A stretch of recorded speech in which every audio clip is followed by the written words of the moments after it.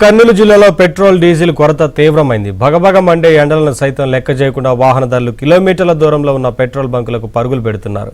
కర్నూలులో కేవలం 1-2 చోట్ల మాత్రమే పెట్రోల్ దొరుకుతుండటంతో వాహనదారులంతా అక్కడికే పోటెత్తుతున్నారు. దాంతో వారిని కంట్రోల్ చేయలేక పెట్రోల్ బంకు యజమానులు పోలీసులతో భద్రతా ఏర్పాట్లు చేసుకుంటున్నారు. కర్నూలులో పెట్రోల్ కష్టాలకు సంబంధించి మరిన్ని వివరాలు మా ప్రతినిధి సుంకన్న అందిస్తారు.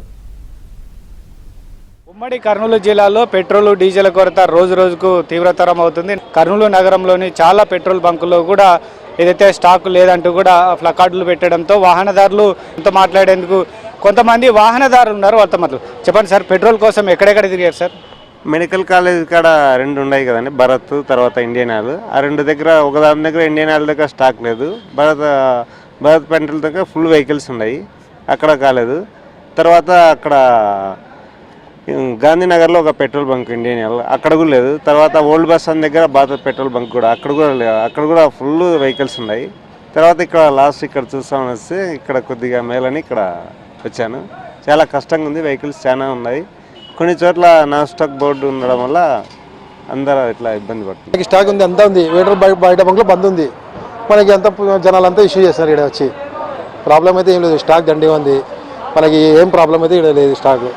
స్టాక్ అయితే దండిగా ఉంది మనకి పెట్రోల్. ఇప్పుడు మళ్ళీ ఆల్రెడీ ఇంకో ట్రాక్టర్ వస్తాయి 2 అవర్స్లో. ఒకరిపైన ఒకరు వచ్చి మీద పడి చాలా ప్రాబ్లం చేస్తారు.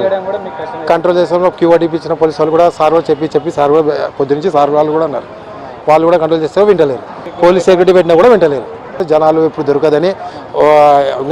దొరకదని ఇంకా క్యాన్లు గీన్లు బాటిల్స్ గిటిల్స్ అన్నీ పట్టుకో వెళ్ళిపోతారు. పెట్రోల్ ఎందుకు షార్టేజ్ వచ్చిందో అర్థం కాలేదు. మరి ఏం చేస్తుందో గవర్నమెంట్ ఏం తెలియట్లేదు. బట్ వీళ్ళు లైక్ చేస్తున్నారా లేకపోతే అంటే రిజర్వ్లో పెట్టుకొని దళారులు ఇట్లా పెంచుతున్నారా లేదనేది తెలియట్లేదు. అది గవర్నమెంట్ ఒకసారి దీనిపైన ఫోకస్ చేస్తే బాగుంటుంది. ఆల్రెడీ నిన్న షార్టేజ్ వచ్చిందని నిన్న తెలుసు. ఆల్రెడీ ఇక్కడున్న రూరల్ ఎమ్మెల్యే కావచ్చు, ఎంపీలు కావచ్చు, ఒకసారి ఇన్వాల్వ్మెంట్ తీసుకుని దీని గురించి ఏమైందనే ఫోకస్ చేయాల్సిన అవసరం అయితే ఉంది. సో గవర్నమెంట్ తరఫున ఏమంటున్నానంటే ఇక్కడున్న ఎవరైతే ఉంటారో ఎమ్మెల్యేలు, ఎంపీలు కొద్దిగా వాళ్ళు అలర్ట్ అయ్యి కొద్దిగా ఏం జరుగుతుంది సిటీలో అనేది వాళ్ళు అప్ టు డేట్ తెలుసుకోవాల్సిన అవసరం కూడా వాళ్ళ దగ్గర ఉంది.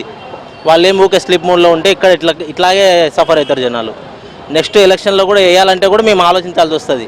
ఎందుకంటే వాళ్ళు చేయాల్సిన పనులు వాళ్ళు చేయకపోతే మేము ఆలోచించాల్సి వస్తుంది నాయకుడిని మార్చుకోవడానికి కూడా. మొత్తం మీద చూసుకుంటే అధికారులు వెంటనే స్పందించి దీనిపైన కూడా వెంటనే చర్యలు తీసుకోవాలని కూడా వాహనదారులు కోరుకుంటున్నటువంటి పరిస్థితి. కెమెరా పర్సన్ రాజశేఖర్తో సుంకన్న, ఏబిఎన్ ఆంధ్రజ్యోతి, కర్నూలు నుంచి. నంద్యాలలో పెట్రోల్ కొరతతో వాహనదారులు తీవ్ర ఇబ్బందులు పడుతున్నారు. అధిక ధరలకు బ్లాక్లు అమ్ముకుంటున్నారని వాహనదారులు ఆరోపిస్తున్నారు. పెట్రోల్ బంకులలో పెట్రోల్ ట్యాంకరు ఫిల్లింగ్ అన్లోడ్ చేసిన తర్వాత కూడా వీళ్ళు పెట్రోల్ పొయ్యి అంటే లేదంటున్నారు. వీళ్ళ పర్సనల్ బాటిళ్ల కోసం, వీళ్ళ ఫ్రెండ్స్ కోసం, వీళ్ళ కార్లలో, వీళ్ళ కోసం, బస్సుల కోసం పెట్రోల్ అమ్ముకుంటున్నారు. రేపు 25 రూపాయలు 30 రూపాయలు పెట్రోల్ పెరుగుతాదన్న ఉద్దేశంతో నంద్యాలలో ఎవ్వరు పెట్రోల్ పోయడం లేదు. దయచేసి గవర్నమెంట్ పట్టించుకోవాలని కోరుకుంటున్నాము.